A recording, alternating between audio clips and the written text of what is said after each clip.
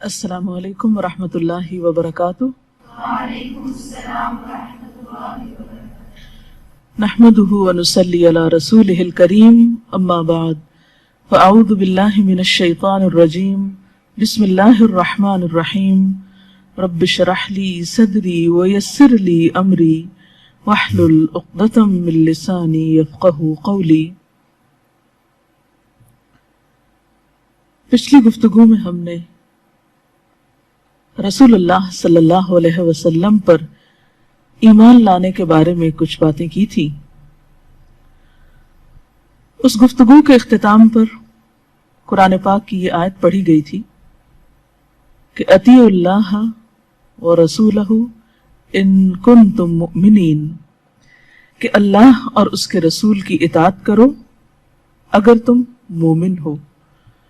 گویا ہمارے ایمان کا تقاضا یہ ہے کہ ہم جہاں ایک طرف اللہ کی اطاعت کریں یعنی بات مانیں، وہاں ساتھ ہی رسول اللہ صلی اللہ علیہ وسلم کی اطاعت بھی کریں۔ اطاعت کے بغیر ایمان مکمل نہیں ہوتا۔ اطاعت کیا چیز ہے؟ اطاعت کا لفظ عربی زبان کا لفظ ہے، تو واو عین سے یہ نکلا ہے۔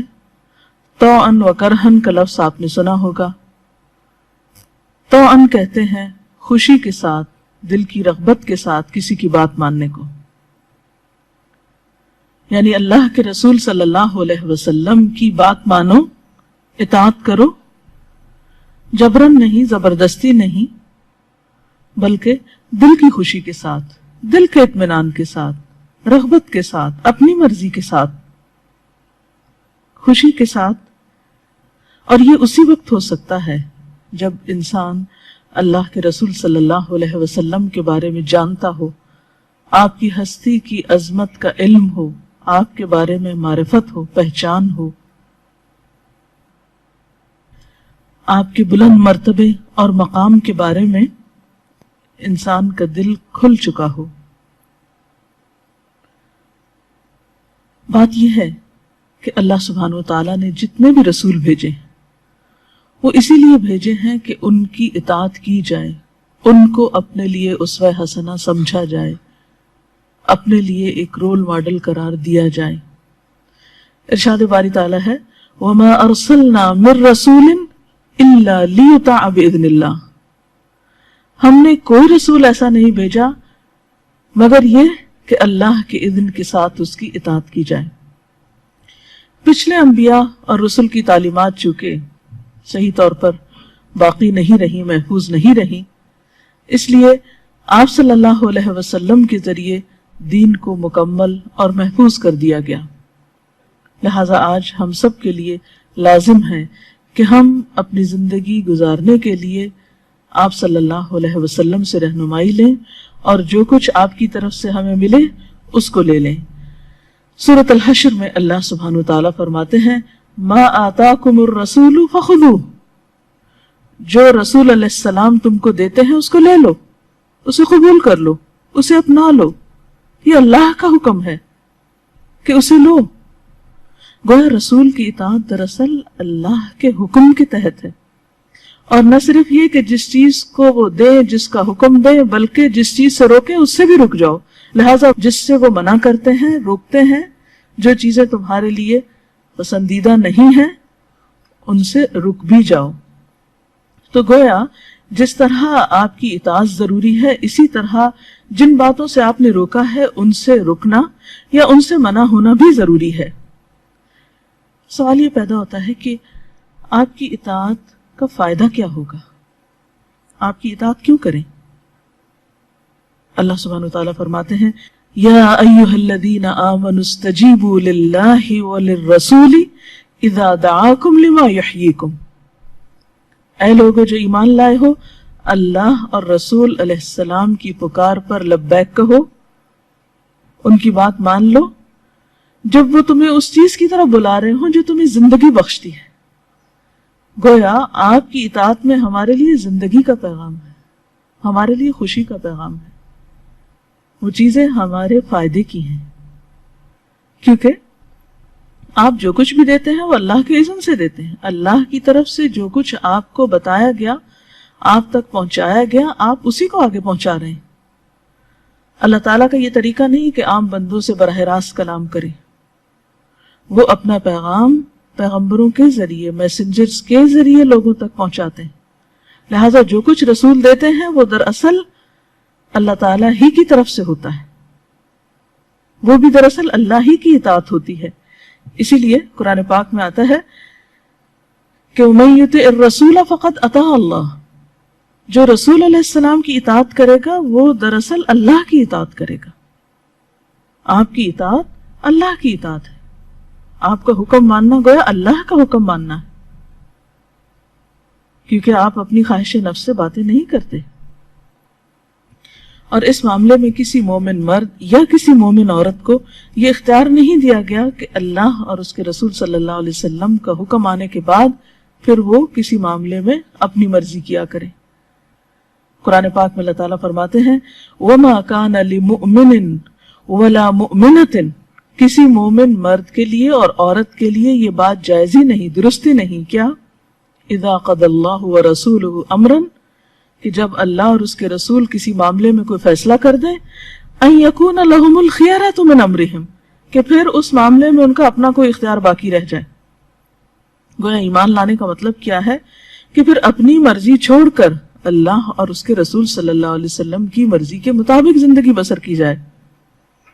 کیونکہ اللہ سبحانہ و تعالیٰ نے ہمیں پیدا ہی اپنی عبادت کے لیے کیا ہے، اور عبادت کا مطلب بھی اطاعت ہے. جہاں پوجا پرستش ہے عبادت کا مطلب وہاں عبادت کے معنی میں اطاعت بھی ہے. وَمَا خَلَقْتُ الْجِنَّ وَالْإِنسَ إِلَّا لِيَعْبُدُونَ، کہ میں نے جن و انس کو اپنی عبادت کے لیے پیدا کیا. تو اللہ تعالیٰ کی عبادت پھر ہو کیسے سکتی ہے جب تک کہ اللہ تعالیٰ کی بات نہ مانی جائے؟ اور اللہ تعالیٰ کی بات ماننے کا طریقہ کیا ہے؟ اس کا طریقہ رسول علیہ السلام کی اطاعت میں پوشیدہ ہے. آپ کے ذریعے ہمیں پتہ چلے گا کہ اللہ تعالیٰ ہم سے کیا چاہتے ہیں.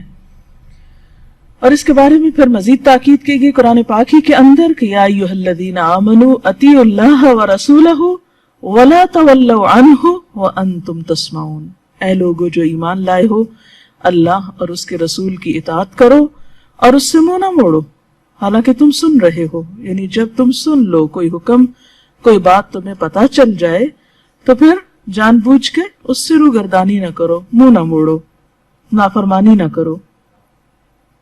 اور ساتھ ہی فرمایا کہ وَلَا تَكُونُوا كَالَّذِينَ قَالُوا سَمِعْنَا وَهُمْ لَا يَسْمَعُونَ، اور تمہارا طرز عمل، تمہارا رویہ، تمہارا طریقہ ایسا نہ ہو کہ جیسے ان لوگوں نے کیا تھا کہ جنہوں نے کہا کہ ہم سن رہے ہیں، ہم نے سن لیا، حالانکہ وہ سنتے کوئی نہیں، انہوں نے سنا کچھ نہیں. اس کا یہ مطلب نہیں کہ ان کے کان کام نہیں کرتے تھے اس لیے نہیں سنا، مراد یہ ہے کہ وہ کچھ کر کے نہیں دکھایا. یعنی جب ان کا عمل ہی نہیں بدلا تو گویا انہوں نے پھر سنا ہی نہیں، سنی انسنی کر دی. سورۃ آل عمران میں اللہ سبحانہ وتعالیٰ فرماتے ہیں قُلْ أَطِيعُوا اللَّهَ وَأَطِيعُوا الرَّسُولَ، آپ ان سے کہہ دیجئے کہ اللہ کی اطاعت کرو اور رسول کی اطاعت کرو صلی اللہ علیہ وسلم. فَإِن تَوَلَّوْا، پھر اگر تم منہ موڑتے ہو، فَإِنَّ اللَّهَ لَا يُحِبُّ الْكَافِرِينَ، تو انکار کرنے والوں سے اللہ محبت نہیں کرتا. گویا جو شخص رسول علیہ السلام کی بات کا انکار کرتا ہے وہ اللہ تعالیٰ کی محبت سے محروم ہو جاتا ہے. آپ صلی اللہ علیہ وسلم نے خود بھی فرمایا کہ کل امتی یدخلون الجنت الا من ابا، کہ میری ساری امت جنت میں داخل ہوگی سوائے اس کے جس نے انکار کیا. قیل ومن ابا، آپ سے پوچھا گیا کہ یہ انکار کس نے کیا، انکار کرنے والا کون ہے؟ تو آپ نے فرمایا من اطاعنی، جس نے میری اطاعت کی، دخل الجنہ، وہ جنت میں داخل ہوا. ومن عصانی، اور جس نے میری نافرمانی کی، فقد ابا، تو اس نے گویا انکار کر دیا. یعنی آپ پر ایمان لانے کا مطلب کیا ہے کہ آپ کی بات مانی جائے. اگر ہم نے کرنی اپنی مرضی ہے اور آپ کی باتوں کی اہمیت نہیں دینی تو پھر آپ پر ایمان کا معنی کیا ہے، مقصد کیا ہے؟ آپ پر پھر اعتماد کہاں ہے ہم کو؟ آپ پر بھروسہ کیسا اگر آپ کی اطاعت ہی نہیں کرنی؟ کیونکہ جو شخص یہ دعویٰ کرتا ہے کہ میں آپ کو مانتا ہوں تو پھر اس کے لیے لازم ہے کہ پھر وہ آپ کی بات بھی مانے. اور ہم دیکھتے ہیں کہ قرآن پاک میں ایسی آیات ہمیں ملتی ہیں کہ جو لوگ اطاعت کی روش اختیار کریں گے وہ دنیا اور آخرت میں اس کا بہترین صلہ پائیں گے، اور جو لوگ اس اطاعت سے منہ موڑیں گے قیامت کے دن وہ سخت پچھتائیں گے۔ مثلا سورۃ الاحزاب میں آتا ہے یوم تقلب وجوہہم فی النار، جس دن کچھ لوگوں کے چہرے آگ میں الٹ پلٹ کیے جائیں گے۔ جیسے کباب تلا جاتا ہے نا تو ایک طرف سے پکایا جاتا ہے پھر اس کو الٹ کے دوسری طرف کر دیا جاتا ہے، تو اسی طرح جب وہ منہ پھیریں گے آگ سے تو پھر پچھلی طرف بھی انسان کے جسم کا حصہ ہے وہ جلے گا، جب ادھر سے منہ موڑیں گے تو سامنے کی طرف سے آگ آئے گی، نہیں چاروں طرف سے آگ گھیرے گی۔ یوم تقلب وجوہہم فی النار، جب ان کے چہرے آگ پر الٹ پلٹ کیے جائیں گے، اور اس وقت وہ کیا کہیں گے، کس جرم میں، کس سزا میں؟ یقولون یا لیتنا اطعنا اللہ واطعنا الرسول، کہیں گے اے کاش ہم نے اللہ کی اطاعت کی ہوتی اور رسول کی اطاعت کی ہوتی، رسول کی بات مانی ہوتی۔ اس وقت لوگ پچھتائیں گے جب سزا پائیں گے، اور کیا حسرت کریں گے، کیا خواہش اور تمنا کریں گے کہ کاش ہم نے اللہ اور اس کے رسول صلی اللہ علیہ وسلم کی بات مان لی ہوتی، آپ کی تعلیمات کے مطابق زندگی بسر کی ہوتی۔ ایک اور جگہ پر آتا ہے یوم یعض الظالم علی یدیہ، اس دن ظالم اپنے دونوں ہاتھوں پہ کاٹے گا۔ ہاتھ پہ کاٹنا کس بات کی علامت ہوتا ہے؟ انتہائی حسرت و ندامت کی، اپنے آپ پر غصہ آنے کی، یعنی جب انسان کے بس میں اور کچھ نہیں، اس کا بس کسی اور چیز پہ نہیں چلتا تو اپنے آپ پہ ہی چلتا، اور اپنے آپ میں سب سے زیادہ انسان کے بس میں اس کے اپنے ہاتھ ہوتے ہیں، تو اپنے ہی ہاتھوں پہ کاٹ کے اپنا غصہ نکالے گا اور کیا کہے گا؟ یقول یا لیتنی اتخذت مع الرسول سبیلا، کہے گا اے کاش میں نے رسول کے ساتھ رستہ اپنایا ہوتا، یعنی رسول کی راہ اپنائی ہوتی، کاش میں نے آپ کا طریقہ اختیار کیا ہوتا اور میں اس سے منہ نہ موڑتا۔ اسی طرح ایک اور جگہ پر آتا ہے یومئذ یود الذین کفروا وعصوا الرسول، اس دن چاہیں گے، خواہش کریں گے، تمنا کریں گے وہ لوگ جنہوں نے کفر کیا اور رسول علیہ السلام کی نافرمانی کی، کیا تمنا کریں گے؟ لو تسوی بہم الارض، کاش زمین ان پر برابر ہو جائے، زمین پھٹے وہ اس میں سما جائے اور زمین اوپر سے برابر کر دی جائے، یعنی ان کا نام نشان مٹ جائے۔ ولا یکتمون اللہ حدیثا، اور وہ اللہ سے کوئی بات چھپا نہ سکیں گے۔ یہ کون لوگ ہوں گے جو یہ تمنا کریں گے؟ جنہوں نے رسول کی نافرمانی کی ہوگی، بات نہ مانی ہوگی۔ ہم عام طور پر آسانی سے یہ کہہ دیتے ہیں کون سا یہ اللہ کا حکم ہے، کون سا قرآن میں لکھا ہوا ہے، اور یہ بھول جاتے ہیں کہ نبی علیہ السلام جو کچھ ہمیں بتاتے ہیں وہ بھی دراصل اللہ تعالیٰ ہی کی طرف سے آیا ہوا ہے، اور آپ کی باتوں کو اہمیت دینا بھی دراصل اللہ سبحانہ وتعالیٰ ہی کی بات کو اہمیت دینا ہے، کیونکہ قرآن پاک میں اللہ سبحانہ وتعالیٰ نے نبی صلی اللہ علیہ وسلم کے ذمہ یہ بات کی ہے کہ آپ لوگوں پر قرآن کی وضاحت فرمائیں۔ ارشاد باری تعالیٰ ہے وَأَنزَلْنَا إِلَيْكَ الذِّكْرَ لِتُبَيِّنَ لِلنَّاسِ مَا نُزِّلَ إِلَيْهِمْ، ہم نے آپ پر ذکر اس لیے نازل کیا ہے تاکہ آپ لوگوں کے لیے بیان کریں جو ان کے لیے ذکر میں نازل ہوا ہے۔ گویا ایک طرف آپ کو ذکر یعنی قرآن پہنچانا ہے اور دوسری طرف قرآن کو بیان بھی کرنا ہے۔ قرآن پاک اللہ سبحانہ وتعالیٰ کا کلام ہے، اور اس قرآن پر سب سے پہلے عمل کر کے کس نے دکھایا؟ رسول اللہ صلی اللہ علیہ وسلم نے، اور اس کے مشکل مقامات کی وضاحت کس نے فرمائی، اس کو بیان کس نے کیا، اس کو کھول کے کس نے بتایا؟ وہ خود نبی صلی اللہ علیہ وسلم نے اللہ کے حکم سے، اللہ کے اذن سے، اللہ تعالیٰ کی رہنمائی میں۔ تو گویا یہ ذمہ داری تو خود اللہ سبحانہ وتعالیٰ نے آپ پر ڈالی تھی کہ آپ قرآن کی وضاحت فرمائیں، لہٰذا جو وضاحت آپ نے فرمائی، جس طرح آپ نے اس پر عمل کر کے دکھایا، اسی طرح پھر ہمیں بھی اس کو لینا ہے، اور اس چیز کی مخالفت سے بچنا چاہیے، کیونکہ سورۃ النور میں اللہ تعالیٰ فرماتے ہیں فَلْيَحْذَرِ الَّذِينَ يُخَالِفُونَ عَنْ أَمْرِهِ، چاہیے کہ محتاط رہیں، بچیں، وہ لوگ جو آپ کے حکم کی مخالفت کرتے ہیں انہیں محتاط ہو جانا چاہیے، انہیں ڈرنا چاہیے اس بات سے ان تصیبہم فتنۃ، کہ کہیں ان کو کوئی فتنہ نہ آ پہنچے یا وہ کسی آزمائش میں مبتلا نہ ہو جائیں، او یصیبہم عذاب علیم، یا وہ کسی دردناک عذاب میں نہ گرفتار ہو جائیں۔ گویا دوسرے لفظوں میں اللہ تعالیٰ اور اس کے رسول صلی اللہ علیہ وسلم کے احکامات کی مخالفت انسان کے لیے ایک بہت بڑی آزمائش ہو سکتی ہے، اور اسی طرح آپ کی اطاعت انسان کے لیے کامیابیوں اور خوشیوں کے دروازے کھولتی ہے۔ کس طرح؟ قرآن پاک میں سورۃ النساء میں اللہ سبحانہ وتعالیٰ فرماتے ہیں وَمَن يُطِعِ اللَّهَ وَالرَّسُولَ فَأُولَئِكَ مَعَ الَّذِينَ أَنْعَمَ اللَّهُ عَلَيْهِمْ مِنَ النَّبِيِّينَ وَالصِّدِّيقِينَ وَالشُّهَدَاءِ وَالصَّالِحِينَ وَحَسُنَ أُولَئِكَ رَفِيقًا۔ کیا معنی ہے اس کا؟ کہ جو کوئی اللہ اور اس کے رسول صلی اللہ علیہ وسلم کی اطاعت کرے گا، آپ کی بات مانے گا، تو ایسے لوگ قیامت کے دن کس کے ساتھ ہوں گے؟ ان لوگوں کے ساتھ ہوں گے جن پر اللہ سبحانہ وتعالیٰ انعام کرے گا۔ وہ کون ہیں؟ انبیاء میں سے، صالح یعنی نیک لوگوں میں سے، صدیقین میں سے، شہداء میں سے، اور باقی عام صالح لوگوں میں سے۔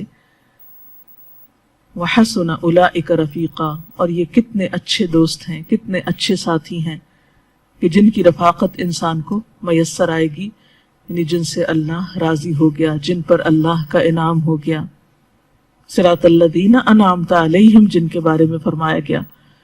اسی طرح ایک اور جگہ پر آتا ہے وَمَن يُطِعِ اللَّهَ وَرَسُولَهُ، اور جو کوئی اللہ اور اس کے رسول صلی اللہ علیہ وسلم کی اطاعت کرے گا، یعنی آپ کے طریقے کے مطابق زندگی بسر کرے گا، يُدْخِلْهُ جَنَّاتٍ تَجْرِي مِن تَحْتِهَا الْأَنْهَارُ، اللہ اس کو ایسے باغوں میں داخل کرے گا جن کے نیچے نہریں بہ رہی ہیں، اور پھر خالدین فیہا، جس میں وہ ہمیشہ رہیں گے، ان باغوں میں وہ ہمیشہ ہمیشہ کے لیے رہیں گے۔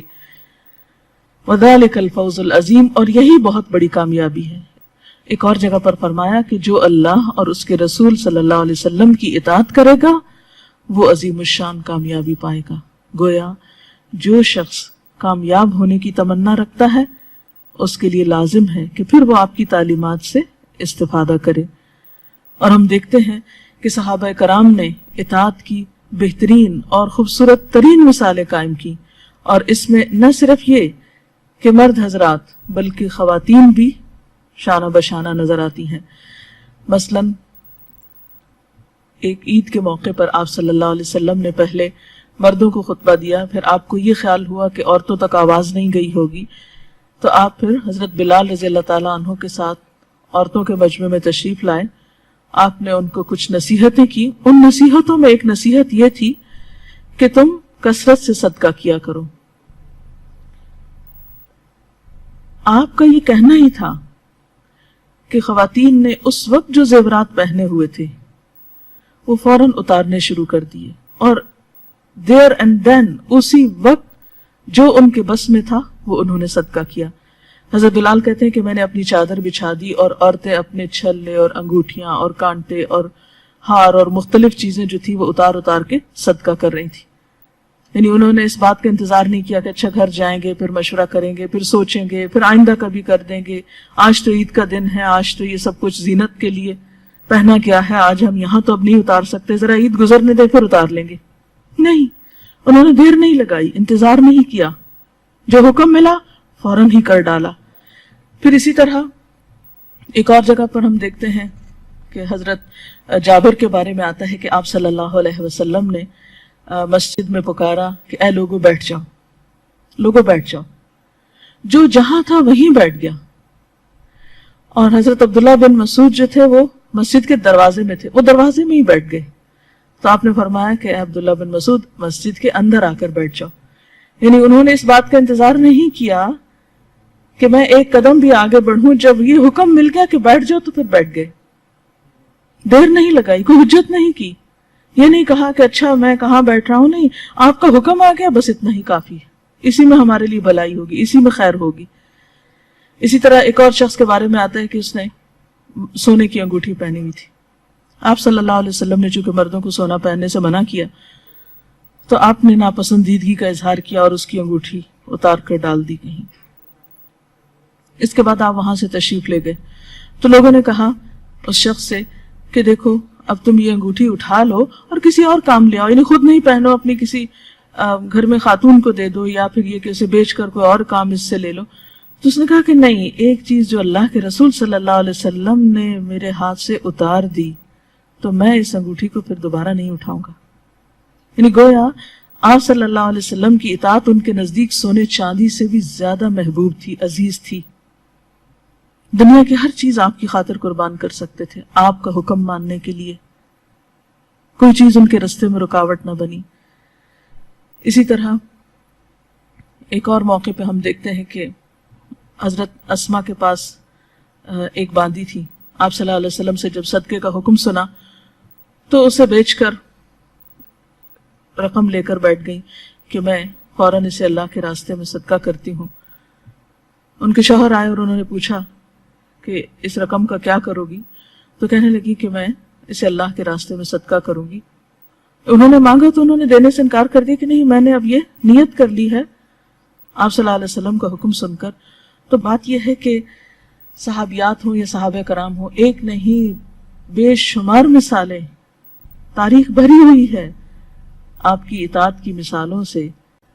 اور یہی وجہ ہے کہ آپ صلی اللہ علیہ وسلم کی دنیا سے جانے کے تھوڑے ہی عرصے کے بعد صرف 1 صدی کے اندر اسلام کا پیغام دنیا کے کونے کونے تک پھیل گیا، کیونکہ یہ وہ لوگ تھے جنہوں نے صرف ایمان کا دعویٰ نہیں کیا تھا، جنہوں نے صرف اطاعت کے گن نہیں گائے تھے، بلکہ وہ سب کچھ کر کے دکھایا. سمعنا و اطعنا کہا، سمعنا و عصینا نہیں کہا کہ ہم نے سن لیا اور ہم نے مان لیا. اور یہاں ایک بات یاد رہے کہ آپ کی یہ اطاعت صرف آپ کی زندگی کی حد تک ہی نہیں تھی، بلکہ صحابہ کرام نے آپ کے بعد بھی اس سلسلے کو جاری رکھا اور آپ کی سنت کی پیروی کرتے رہے. کیونکہ آپ نے فرمایا تھا کہ من رغب عن سنتی فلیس منی، جس نے میری سنت سے منہ موڑا وہ مجھ سے نہیں، اس کا مجھ سے کوئی تعلق نہیں.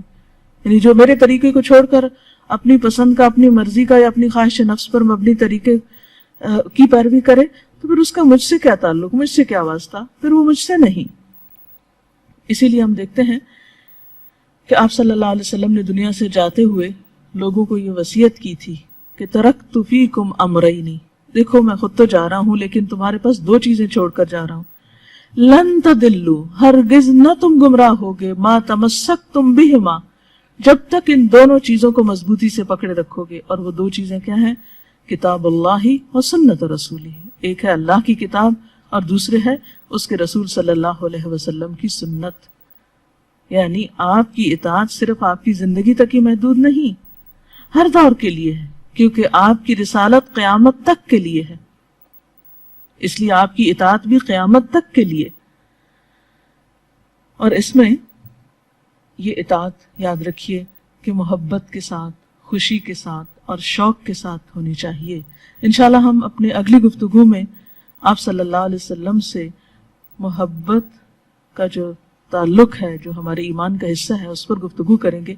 اگر اطاعت کے حوالے سے کوئی سوال ہو آپ کے ذہن میں تو آپ کر سکتے ہیں. آپ صلی اللہ علیہ وسلم کی اطاعت جس طرح ہم پہ فرض کی گئی ہے، تو کیا وجہ ہے کہ لوگ آج کل ان کی اطاعت نہیں کرتے، جبکہ اس کے اتنے سارے فائدے ہیں اور نافرمانی کے اتنے نقصانات بھی ہیں؟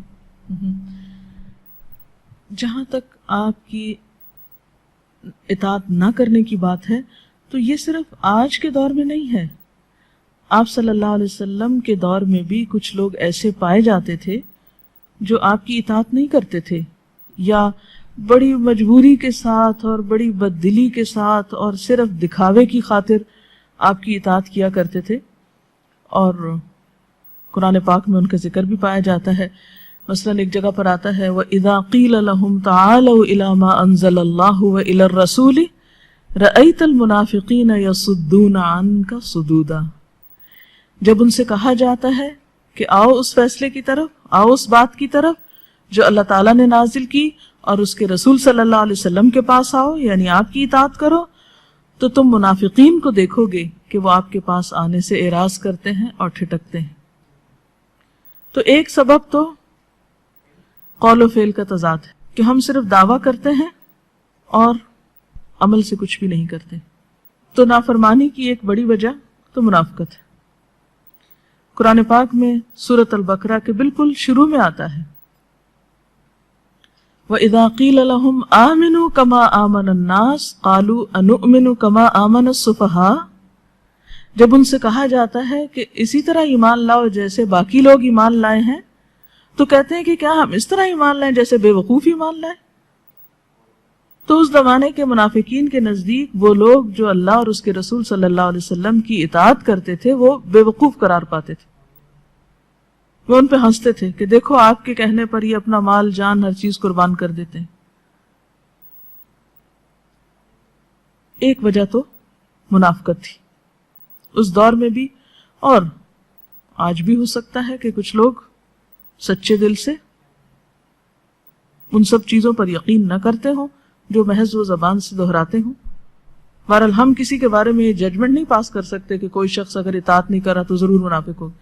منافقت تو ایک دل کی کیفیت ہے، وہ اللہ ہی بہتر جانتا ہے، ہمیں کسی کے بارے میں کچھ کہنے کی ضرورت نہیں. لیکن ہم سب کو اپنا حال ضرور پرکھنا چاہیے، اپنے دل کا جائزہ ضرور لینا چاہیے کہ ہمارے دل کا ایمان کی کیفیت کیا ہے. دوسری طرف یہ ہے کہ بسا اوقات انسان اپنی کسی کمزوری کی بنا پر، لا علمی کی بنا پر، جہالت کی بنا پر، اپنی خواہش پرستی کی بنا پر، سستی وغیرہ کی وجہ سے اطاعت نہ کرے. یہ ایک دوسری کیفیت ہے، یہ کمزور ایمان کی نشانی. یعنی ایسا نہیں کہ وہ جان بوجھ کے نہیں کر رہا یا وہ کرنا نہیں چاہتا یا کوئی حجت بازی کر رہا ہے، بس بعض اوقات پتہ ہی نہیں کہ کیا کرنا چاہیے اور کیا نہیں کرنا چاہیے، لا علمی میں ایسا کرتا ہے.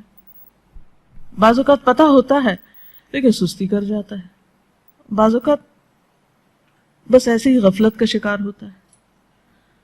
تو ان چیزوں کا علاج تو ہے، لیکن منافقت ایک نقصان دہ روگ ہے انسان کے لیے، اس سے بچنے کی ضرورت ہے. جی میں اسی بات کو آگے بڑھاتی کچھ یوں عرض کرنا چاہتی ہوں کہ کیا یہ نہیں کہ ہم نے اتنی بڑی ہستی کو ایسے پیش ہی نہیں کیا کہ ہمارے بچوں میں ان کی محبت اجاگر ہوتی تو محبت سے اطاعت ہوتی. آپ کیا کہتی ہیں اس کے بارے میں پلیز؟ جی ہاں، آپ کی بات بالکل درست ہے کہ محبت لازمی طور پر ایک ایسی چیز ہے کہ جو انسان کو عمل پر اکساتی ہے اور ابھارتی ہے.